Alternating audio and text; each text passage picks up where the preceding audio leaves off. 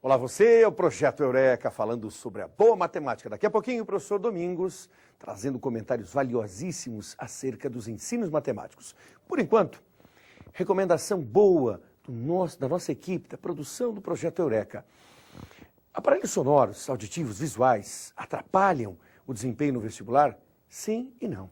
Não se você utilizar para descontrair, relaxar, mas sim se isso for preponderante, inclusive na sua hora de estudar e às vésperas do bom soninho. É de bom tom que o vestiba de plantão durma entre 8 a 9 horas. É recomendável e interessante.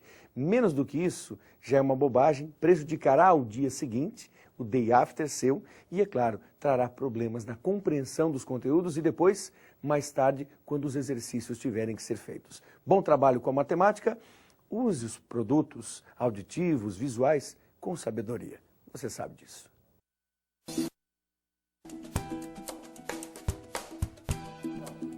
Olá, meus amigos.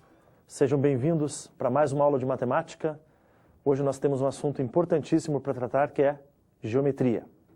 Falaremos inicialmente da geometria plana e, mais para frente, em outra aula, falaremos da geometria espacial. O termo geometria é um termo que, se você pegar o significado, geo significa terra, metria, medida. Mas, na verdade, o termo geometria não se fica restrito à medida da terra. Existem muitas outras medidas que podem ser feitas de objetos, sejam eles objetos mais simples ou mais complicados. O fato é que esse termo surgiu quando o rio Nilo, que tinha às suas margens muitas plantações, quando havia uma enchente no rio e essas águas baixavam, o faraó pedia que se medisse a terra de novo. Por quê? Porque quando havia a cheia do rio, se perdiam todas as marcações. E essa nova marcação, ou essa demarcação das terras, essa medida da terra, aí surgiu o termo geometria. Então é uma coisa bem mais antiga, como se vê, muito antes de Cristo. Quando a gente fala de geometria plana, nós estamos falando do espaço bidimensional. Nosso interesse é no plano, é em duas dimensões. E para que a gente entenda bem isso, nós vamos começar falando sobre ângulos. E o que é um ângulo? Bom, imagine o seguinte, imagine que você tem duas retas, ou duas semi-retas, ok?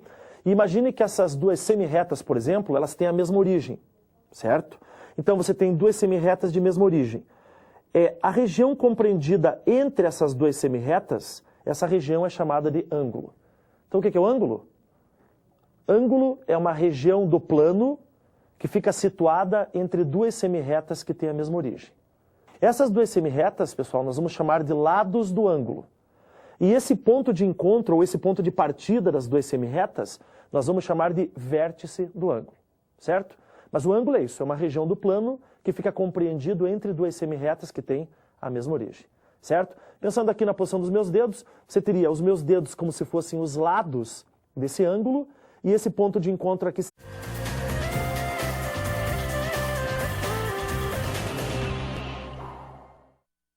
Meus amigos, nesse segundo bloco, nós temos dois assuntos para tratar.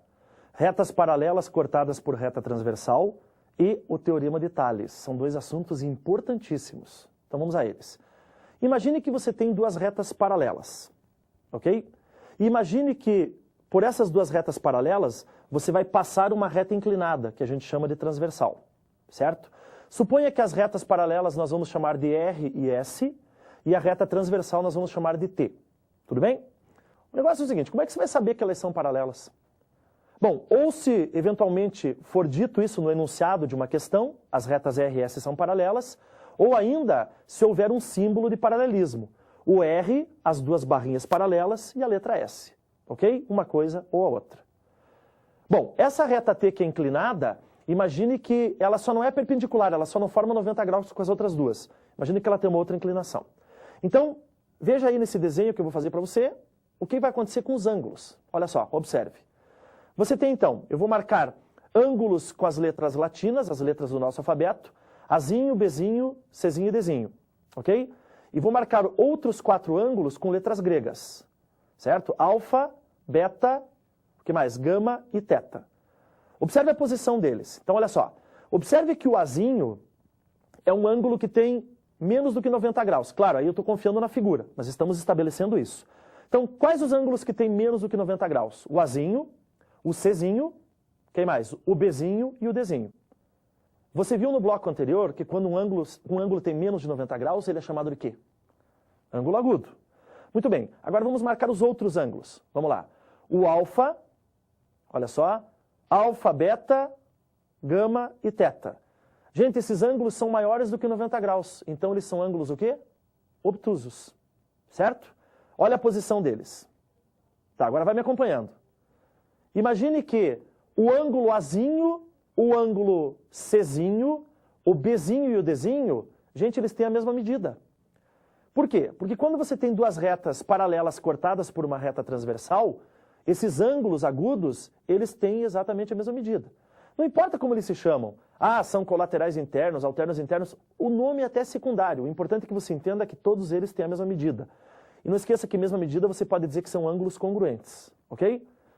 Da mesma forma, os outros, os com a letra grega, alfa, beta, gama e teta, são ângulos que têm a mesma medida. São ângulos maiores do que 90. Pessoal, então nós temos quantos ângulos? 8 ângulos. São 4 agudos, 4 obtusos. Agora vem a parte boa. Quanto dá a soma de um ângulo agudo com obtuso? Quanto? A soma dá 180.